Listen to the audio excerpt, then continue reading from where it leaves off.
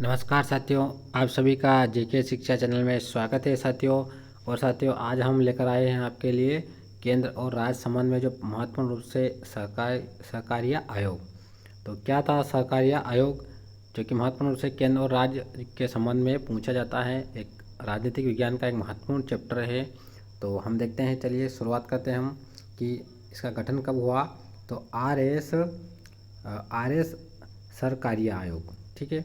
तो इसको R S सहकारिता आयोग क्यों कहते हैं? क्योंकि आर एस सहकारिता आयोग जो थे एक मनुष्य अधिकारी थे जिनकी अध्यक्षता में यह आयोग गठित किया गया था।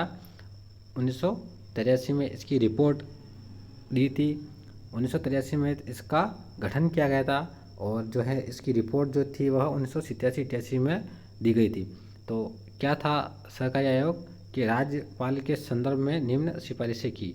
तो देखना है ये है कि ये जो है वह संबंधित है राज्यपाल से। तो केंद्र द्वारा जो राज्य में राज्यपाल की नियुक्ति की जाती है, तो उसी के संबंध में ये सहकारी आयोग था। तो यहाँ कहीं ना कहीं केंद्र और राज्य के बीच में जो संबंध है, जो कि हमारा भाग 11 और 12 में आता है। संविधान के अनुच्छेद के अंतर्गत क्या क्या महत्वपूर्ण रूप से बताया गया है। तो यहाँ पर हम देखेंगे कि राज्यपाल सिफारिशें की गई थी। कुल मिला के जो राज्यपाल की नियुक्ति की जाती है भारत सरकार के द्वारा, केंद्र के द्वारा, तो इन्होंने क्या सिफारिशें रखी थी कि किस प्रकार जो राज्यपाल की नियुक्ति होनी चाहिए।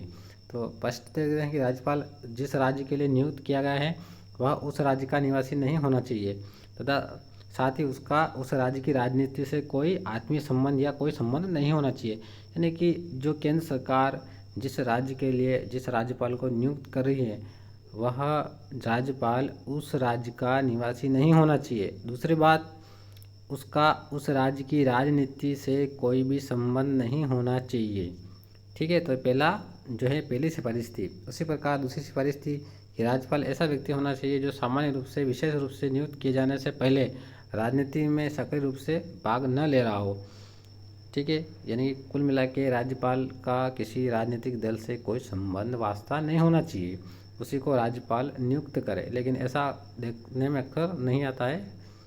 तो तीसरा जो है सिफारिश थी, राज्यपाल ऐसा व्यक्ति हो जो किसी व्यवसाय में दक्ष हो, जैसे कि पॉलिटिकल है या इकोनॉमिक्स में है, जो कोई भी सेक्टर ऐसा हो जिसमें वह एक प्रकार से दक्ष हो, उसमें कौशलता उसमें हासिल करी हो। तो चौथी सिफारिश की थी कि राज्यपाल का चयन करते समय अल्पसंख्यक वर्ग के व्यक्तियों की समुचित अवसर दिया जाना चाहिए। यानी कि जो हमारे भारत में जो अल्पसंख्यक वर्ग है तो उसका कहीं ना कहीं जो है वह उसका प्रतिनिधित्व करना चाहिए। तो उसके हितों को ध्यान में रखते हुए, अल्पसंख्यक वर्ग को ध्यान में रखते हुए उनको भी समुचित अवसर दिया जाना चाहिए, जो कि अल्पसंख्यक की श्रेणी में आते हैं। तो सहकारी आयोग की सिफारिश ये थी।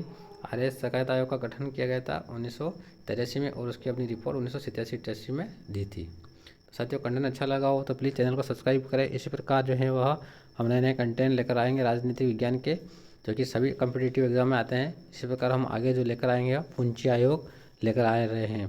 तो प्लीज़ चैनल को देखते रहे और सब्सक्राइब जरूर करें साथियों। अगर आपको कंटेंट अच्छा लगा, हस्तलिखित नोट्स है, इंपॉर्टेंट है, हाथ से बनाए हुए हैं साथियों, प्लीज़ आपको अच्छे लगे हुए तो कंटेंट को सब्सक्राइब जरूर करें साथियों। इतनी मेहनत करिए तो सब्सक्राइब जरूर करें साथियों। धन्यवाद। जय हिंद, जय भारत।